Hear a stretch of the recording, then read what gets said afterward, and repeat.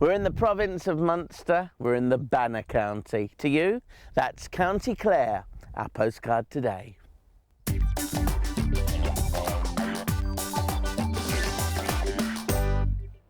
Well, Mary Angela, we're here in what is a very impressive rock strata, the cliffs of Moher. Moher. Cliffs of Moher.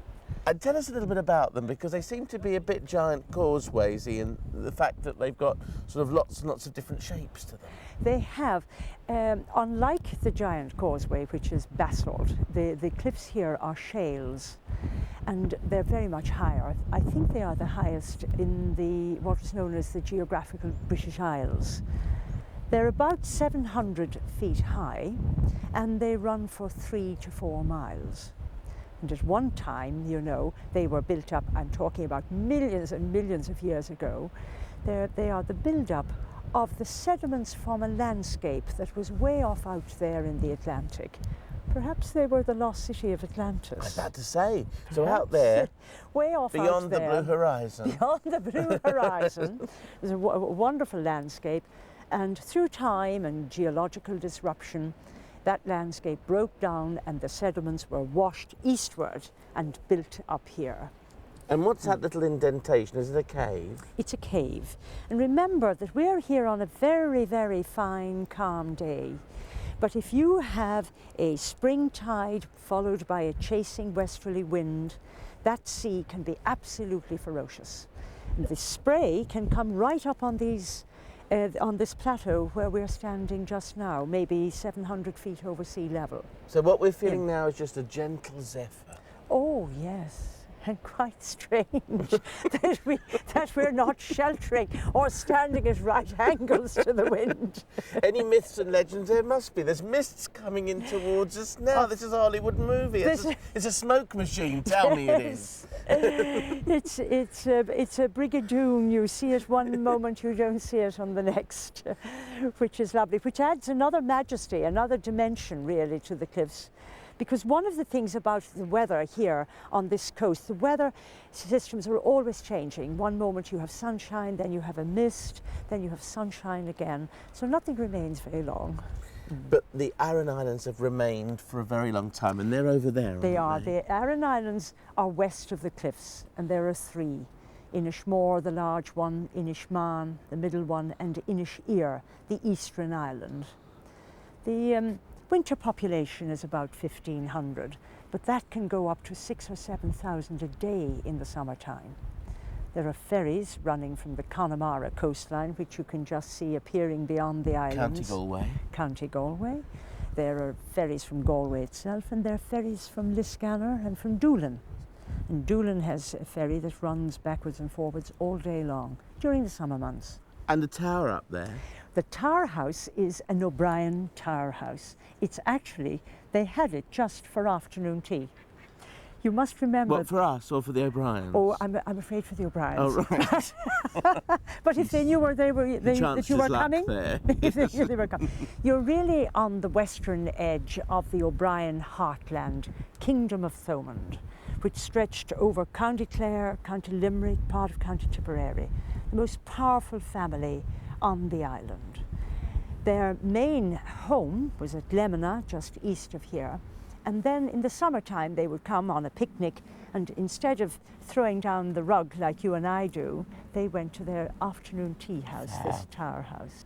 Now on our way here to the cliffs of Moher, I saw a very, very, very tall monument, and like a nun in a glass case. Yes, well, you've got both of these scenes that you have remarked upon. They both represent quite different parts of our history. Now, the very large tower, or the obelisk or monument, that is a monument to a man called Cornelius O'Brien. What else? And Cornelius O'Brien was the landlord of this particular area.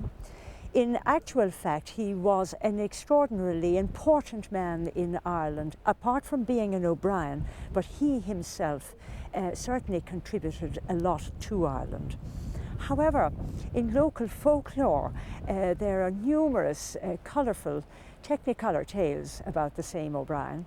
And the monument that you remarked upon, it is said of that that he knew he wasn't too popular with his tenants, and he thought that perhaps they may forget him when he had died. So instead of that occurring, he said, fine, you will build a monument to me, to my memory, but it was built whilst he was alive. I see. So you would never ever forget him when Never, he was gone. ever forget and that him. was why And that, well, he that built was, that. Yes, why he built that.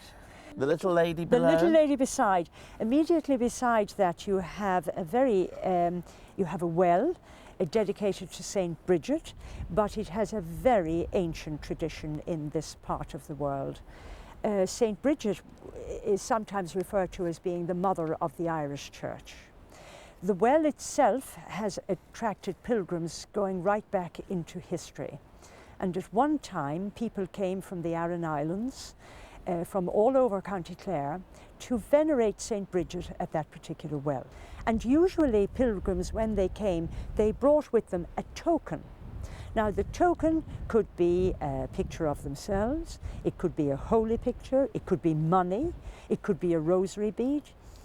And the well, when you go inside, is full of these tokens, demonstrating that people came with great hope, that whatever they wished for would be fulfilled.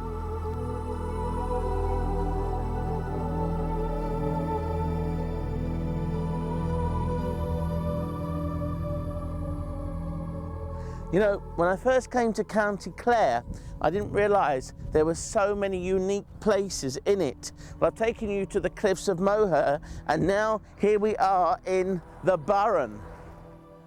Now, you've brought me here, Mary Angela, to what can only be described as a lunar landscape. What exactly is this? This is the wonderful Burren, which is in northwest County Clare. And it's called Burren, the word means rocky place. And as you can see, it is all rock. And actually, that rock is an ancient seabed that has suffered terribly from a glaciation that occurred quite recently, only about 10,000 years ago. That recent? That recent. So recent, in fact, that soil has not colonized the area as yet. And when the ice came in, it came into a much warmer climate, which we had. Of course, the ice started to melt. It got an awful shock. It started to melt and scoured away the surface soil and dropped that soil occasionally here and there. And so that is why in the Burren area you have all of this exposed limestone, and then occasionally you have a magnificent green, verdant, lush valley. And I plonked myself down on what I thought was a piece of old stone. And you said, you're sitting on an old fossil. And I thought, an old fossil on an old fossil. I mean, is this what this is made of? This is all old fossils? All old fossils. In actual fact, as I say, it's an ancient seabed, meaning that when all of this area was a warm, shallow, muddy, slimy sea teeming with life, like all life, as it died, it dropped onto the sea floor, and it built up there in horizontal beds of both plants and animals. And then when eventually this landscape suffered an uplift, a few things happened. One, there was a certain amount of squeezing and stretching. You can see the stretch marks, which are those joints, those tram tracks of joints or fissures. Yes. And the crust, if you like, of the rock broke. But the rock is a compression of the fossilized remains of plants and animals when this was a sea. So come with me and let's just walk along here, and then you can see more of these tram lines which go up there, don't they? Yes, they do. And I can begin to see that now. You begin and all to over see there. It. So, just there, can you see everyone? They run roughly north-south.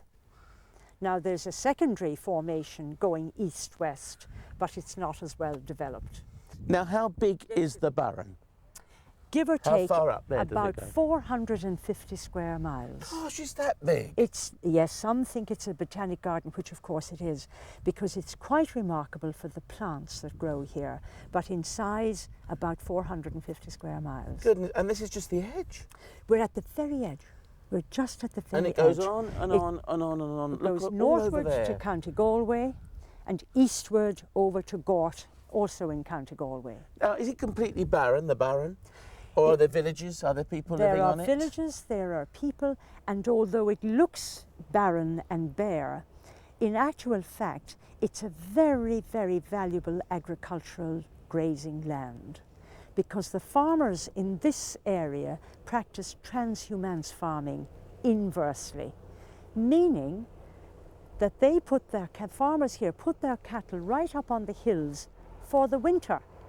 There's no housing at all, because the limestones, the warmth in the limestones rises, so the ground temperatures on the hills is much higher than at sea level in the winter.